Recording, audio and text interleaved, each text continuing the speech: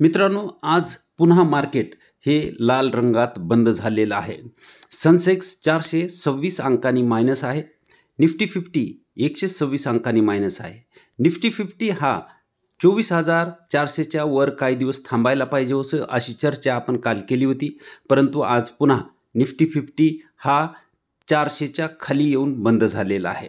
परंतु ह्या गोष्टीकडे आपण कसं पाहिलं पाहिजे? मार्केट आज आपल्याला रेड दिसत आहे किंवा काही दिवसापासून आपल्याला रेड दिसत आहे. तर आपण रस्त्यानं जातेवेळी एखादा जर सिग्नल लागला तर तो रेड सिग्नल आपण धीर धरून थांबून राहिलो तर तो काही वेळानं हा हिरवा होणारच आहे हे आपल्याला माहीत असते. म्हणून आपण थांबलेला असतो. 1 मिनिट, 1.5 मिनिट, अर्धा मिनिट जो काय त्याचा टायमिंग असेल त्या वेळेनुसार तो रेडचा ग्रीन होणार असतो हे आपल्याला माहीत आहे, म्हणून आपण थांबलेला असतो. तसंच बाजारही पडणारा बाजार हा रेड जरी असला तर काही वेळानं तो ग्रीन होणार आहे, म्हणजे तो वर जाणार आहे हे जर माहीत असेल तर बाजारात आपण धीर धरून थांबू शकू. परंतु सिग्नल जर तोडायचा प्रयत्न केला तर नुकसान आपलं होऊ शकतंय. म्हणून अशा वेळेस आपण घाबरायला नाही पाहिजे. मार्केट पडायला म्हणून भीती बाळगायला नाही पाहिजे. तर त्यामध्ये आपण थांबून राहिलो, धीर धरून टिकून राहिलो तर बाजारामध्ये आपला फायदा निश्चित होणार आहे. निफ्टी बँक पाहिलं तर 513 अंकाची घसरण आहे, परंतु निफ्टी मिड कॅप 100 87 अंकानं प्लस आहे. त्याचबरोबर स्मॉल कॅपसुद्धा 1% म्हणजेच 191 अंकांनी small cap Nifty small cap 100सुद्धा प्लस आहे. म्हणजे स्मॉल कॅप आणि मिड कॅप दोन्हीमध्ये चांगली वाढ आहे. सेन्सेक्स 427 अंकांनी घसरला आहे. निफ्टी 24,350च्या खाली बंद झाला. बँका फार्मामध्ये दबाव होता. FMCG, कॅपिटल गुड्स, टेलिकॉम आणि मीडिया निर्देशांक 0.03 ते 2%च्या वाढीसह बंद झाले, तर बँक, फार्मा, IT निर्देशांक 1%च्या घसरणीसह बंद झालेले आहेत. निफ्टीचा चार्ट बघूया. इथं बघू शकता निफ्टी हा 24,400च्या वर बंद राहायला पाहिजे होता इथं, परंतु तो खाली येऊन बंद झाला आहे 24,340. म्हणजे 2 दिवस तो खाली बंद होता. काल तो वर बंद झाला होता 24,400च्या, परंतु आज पुन्हा 24,400च्या खाली येऊन बंद झाला आहे. हा एक चिंतेचा विषय होऊ शकतो, कारण निफ्टी इथून पुन्हा मग खाली येण्याची शक्यता ही वाढत असते. इथं मोठं करून मी तुम्हाला दाखवतो. इथं बघू शकता निफ्टी हा आज ओपनिंगच त्याची खाली होती. त्या आपण जी ट्रेंड लाईन ओढली त्याच्या खाली होती आणि तो खालीच बंद झालेला आहे. वर जाण्याचा प्रयत्न केला परंतु सेलिंग किंवा मायनस झालं मार्केट, त्यामुळे तो खाली आलेला आहे. बघूया उद्या काय परिस्थिती राहते. तर आज ह्या व्हिडिओमध्ये आपण 3 कंपन्यांची चर्चा करणार आहोत. ह्या तिन्ही कंपन्यांचे रिझल्ट हे चांगले आलेले आहेत, म्हणून ह्या 3 कंपन्या मी तुम्हाला दाखवत आहे. परंतु तुम्ही एकाच व्हिडिओमध्ये मी सगळ्या कंपन्या तर सांगू शकणार नाही. तुम्ही लक्ष ठेवायला पाहिजे की तुमच्या पोर्टफोलिओमध्ये ज्या कंपन्या आहेत त्याचे जर रिझल्ट जर चांगले आले असतील तर त्याच्यामध्ये खाली जर तो मिळत असेल, मायनस झाला असेल, उद्या समजा मार्केट पडलं आणि तो मायनस झाला तर आपल्याला गुंतवणुकीची संधी समजून आपण त्याच्यात गुंतवणूक केली पाहिजे. टेम्बो ग्लोबल इंडस्ट्रीज हा शेअर इथं बघू शकता 499 वर हा ट्रेड करत आहे. आज 2%चं अप्पर सर्किट ह्याला लागलं होतं आणि हा काय करतो? फॅब्रिक्स मेटल प्रोडक्ट्स बनवतो. फॅब्रिकेटेड मेटल प्रोडक्ट्स ही कंपनी बनवते. 499 जवळपास 500 वर ही कंपनी ट्रेड करत आहे आणि मायक्रो कॅप आहे. इथं बघू शकता 554 वर ही कंपनी आलेली आहे. म्हणजे 554 कंपनीचं हे मार्केट कॅप आहे आणि पी जर पाहिला तर 20चा आहे. म्हणजे पी सुद्धा ह्या कंपनीचा महाग नाही आहे. ROC 25.7 आणि ROE 29.8 म्हणजे दोन्हीही चांगले आहेत. फेस व्हॅल्यू 10ची आहे. 176ची प्रॉफिट ग्रोथ आणि 55.4ची प्रमोटर होल्डिंग आहे. EPS ही या कंपनीचे बघू शकता ऑगस्ट 21 पासूनचे EPS इथं हळूहळू वाढत गेले, तर आता जरा जास्त स्पीड वाढण्याची झालेली आहे. त्यामुळे मिडियन पीच्या खाली कंपनी आली. मिडियन पी जवळपास 40चा आहे आणि त्याच्या खाली कंपनी ट्रेड करत आहे. इथं सेल्स जर पाहिले तर मार्च 2013 पासूनचे सेल्स आहेत 19 करोडचे सेल्स हे 535 करोडपर्यंत आणलेत आणि नेट प्रॉफिट जे 0 होतं मार्च 15 पर्यंत, नंतर 16ला 1 करोड झालेला आहे. ते आता 27 करोडपर्यंत कंपनी घेऊन आलेली आहे.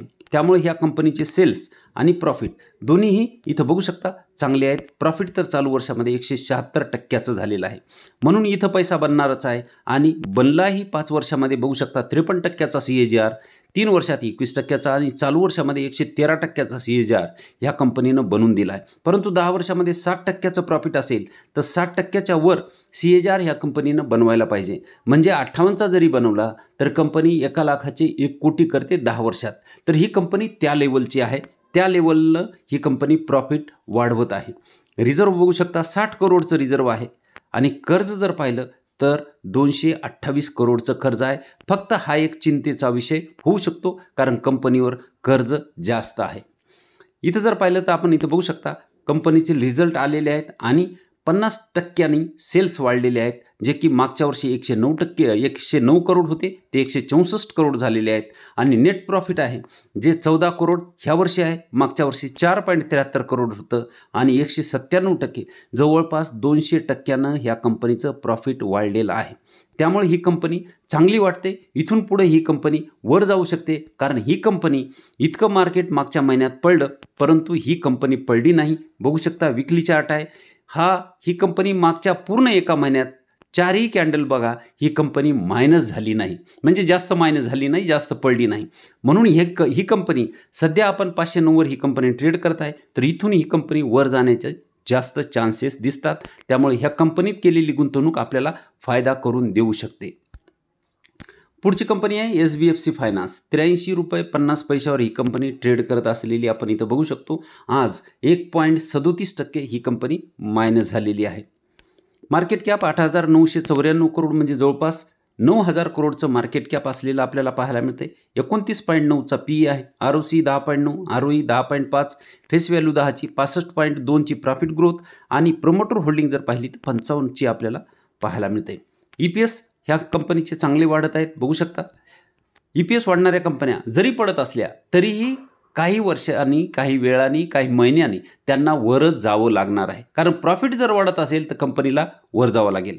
इथं बघू शकता मीडियन PE जो 40.6चा आहे त्याच्या खाली कंपनी ट्रेड करत आहे, तर जवळपास 30च्या आसपास कंपनी ट्रेड करत आहे. त्यामुळे ही कंपनी आपल्याला अंडर व्हॅल्यूड म्हणजे स्वस्तामध्ये मिळत आहे. रेव्हेन्यू बघू शकता 177 करोडचे रेव्हेन्यू आहेत, ते 1,154 करोडपर्यंत आलेत. आणि नेट प्रॉफिट जर पाहिलं तर 24 करोडचं नेट प्रॉफिट हे 300 करोडपर्यंत कंपनी घेऊन आलेली आहे. म्हणून या कंपनीचे सेल्स आणि प्रॉफिट आपल्याला डबल डिजिट आणि चांगले पाहायला मिळतात. आणि इथंही कंपनी चांगला पैसा बनवू शकते. नवीन लिस्ट झालेली कंपनी आहे, त्यामुळे इथं आपल्याला हे आकडे दिसत नाहीत. रिझर्व्ह बघू शकता 1,892 करोडचं रिझर्व्ह आहे आणि कर्ज जर पाहिलं तर 4,413 करोडचं कर्ज आहे. फायनान्स क्षेत्र असल्यामुळे हे आपण इग्नोर करू शकतो. ह्याचे रिझल्ट आलेले आहेत. रिझल्ट बघू शकता इथं आपण. रेव्हेन्यू जे आहेत 246 करोडचे रेव्हेन्यू होते मागच्या वर्षी, 314 करोडपर्यंत आले, 27%ची वाढ आहे. आणि प्रॉफिट 52 करोडचे जे होतं ते 84 करोड झालेलं आहे, 60%ची प्रॉफिटमध्ये वाढ आहे. त्यामुळे ह्या कंपनीचे रिझल्ट चांगले आलेत आणि कंपनी जिथं लिस्ट झाली होती तिथंच आपल्याला अजूनही मिळत आहे. त्यामुळे ही एक चांगली गोष्ट आहे. बऱ्याच दिवसापासून ही कंपनी ही एका रेंजमध्ये ट्रेड करत असलेली आपण इथं बघू शकतो. सपोर्टपासून जवळच आहे. सपोर्ट जर पाहिला तर जवळपास 78, 77, 75च्या आसपास हा सपोर्ट बघू शकता. तर तिथून कंपनी आता 83वर ट्रेड करत आहे. वर जर पाहिलं तर 95च्या आसपास कंपनी वर गेलेली आहे. तर ह्या दोन्हीमध्ये ही कंपनी ह्या रेंजमध्ये चालत आहे. तर गुंतवणूक करायला हरकत नाही, कारण ह्या कंपनीचे रिझल्ट चांगले आलेले आहेत. त्याच्यानंतर CDSL 1519वर ही कंपनी ट्रेड करत असलेली बघू शकतो. जवळपास 4% ही वाढलेली आहे. ही कंपनीसुद्धा चांगली आहे, कारण शेअर मार्केट चालणार आहे तर CDSL चालतच राहणार आहे.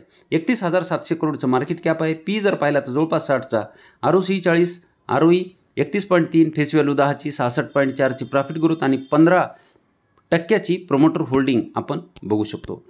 EPS बघा, EPS चांगले वाढलेत. म्हणजे जसे आपण शेअर मार्केटमध्ये लोक खाते उघडत आहेत, डीमॅट अकाउंट उघडत आहेत, त्याप्रमाणे ही कंपनी चालते. तुम्ही बघू शकता जिथं आपण शेअर मार्केटमध्ये जर आपण ट्रेडिंग कमी झाली तर ही कंपनीसुद्धा थोडीशी खाली आलेली आपण बघू शकतो. ट्रेडिंग वाढली की ही कंपनीसुद्धा चांगली वर जाऊ शकते, कारण ह्या कंपनीला प्रॉफिट त्याच्यावरूनच मिळत आहे. सेल्स बघा, मार्च 2013 पासूनचे सेल्स आपण बघू शकतो, जे की 91 करोडचे आहेत ते 1,035 करोडपर्यंत आलेत. आणि नेट प्रॉफिट 51 करोडचं 533 करोडपर्यंत कंपनी घेऊन आलेली आहे.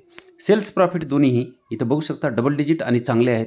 आणि इथंही गुंतवणूकदाराला 5 वर्षामध्ये 66% CAGR, 3 वर्षात 29 आणि चालू वर्षामध्ये 101% CAGR ह्या कंपनीनं बनवून दिलेला आहे. त्यामुळे ह्या कंपनीचे रिझल्टही चांगले आले. त्यामुळे ही कंपनी आपल्या पोर्टफोलिओमध्ये ठेवायला हरकत नाही. रिझर्व्ह बघू शकता 1320 करोडचं रिझर्व्ह आहे आणि कर्ज जर पाहिलं तर फक्त 1 करोडचं कर्ज आहे.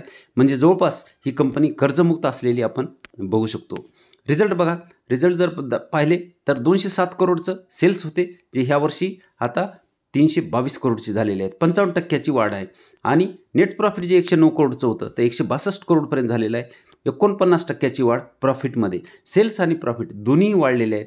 त्यामुळे ह्या कंपनीत केलेली गुंतवणूक आपल्याला फायद्याची ठरू शकते. ही कंपनी बघू शकता मागचे 4-5 आठवडे ही कंपनी मार्केट पडलं तरी ही कंपनी जास्त खाली आलेली नाही. 1519वर ट्रेड करत आहे आणि ह्या बॉक्समध्ये कंपनी ट्रेड करत असलेली आपण बघू शकता. म्हणजे अजूनही कंपनी महाग नाही. रिझल्ट चांगले आलेत म्हणजे हा बॉक्स तोडून ही कंपनी वर जाऊ शकते. तर मित्रांनो, ह्या होत्या 3 कंपन्या. ह्या तिन्ही कंपन्यांविषयी जो इथं विचार सांगितलेला आहे तो फक्त तुम्हाला अभ्यास म्हणून सांगितलेला आहे. तुम्ही ह्या कंपन्यावर अभ्यास करा, नंतरच खरेदी विक्रीचा निर्णय घ्या. कोणताही कॉल किंवा टिप्स नाही. व्हिडिओ जर चांगला वाटला तर व्हिडिओला लाईक करा, शेअर करा व चॅनलवर नवीन असाल तर सबस्क्राईब करायला विसरू नका. धन्यवाद.